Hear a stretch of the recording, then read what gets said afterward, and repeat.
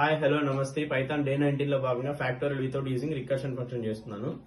So recursion function ఎందుకు use చేశారంటే మనకి ప్రీవియస్ కమెంట్ ఉంది, అందుకని వితౌట్ రికర్షన్ ఫంక్షన్ యూజ్ చేయకుండా నేను ట్రై చేస్తున్నాను ఇప్పుడు.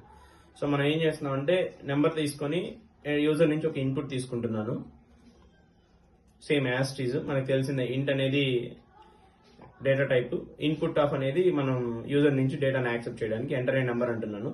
ఇప్పుడు ప్రింట్ లో ఫ్యాక్టోరియల్ ఆఫ్ ఫ్యాక్టర్ నంబర్ అని చెప్పి ఆ ఫ్యాక్టోరియల్ ఆఫ్ నెంబర్ లోకి నమ్ అనే వేరియబుల్ ని పాస్ చేస్తూ ఇప్పుడు ఫ్యాక్టోరియల్ ఫంక్షన్ నేను డిఫైన్ చేసుకోబోతున్నాను.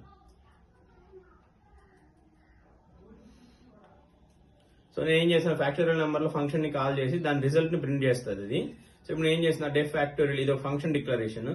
సో ఫ్యాక్టోరియల్ అనే ఫంక్షన్ లో ఒక నెంబర్ n ని పాస్ చేస్తున్నా. So result is equal to 1 ఇచ్చుకున్నాం. మొదటిగా మనం వేరియబుల్ ని 1 ఇన్స్లైజ్ చేస్తున్నాం, ఎందుకంటే ఫ్యాక్టోరియల్ ఆఫ్ మల్టిప్లికేషన్ 1 తోనే చేయాలి, 0 తో చేస్తే మొత్తం వాల్యూ 0 అయిపోద్ది. ఈ లూప్ లో for i in range of n+1 తీసుకున్నాను. మామూలుగా రేంజ్ n-1 చేస్తే +1 యాడ్ చేస్తున్నాను, 1 నుంచి n దాకా చేస్తుంది అనమాట. Result is equal to result into i చేసినప్పుడు ప్రతి లైన్ లో i విలువ రిజల్ట్ తో మల్టిప్లై చేస్తున్నాం.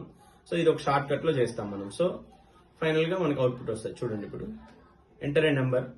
సో నేను 5 ఇస్తున్నా, ఫ్యాక్టోరియల్ 120, 5 × 4 × 2 × 1 అనమాట.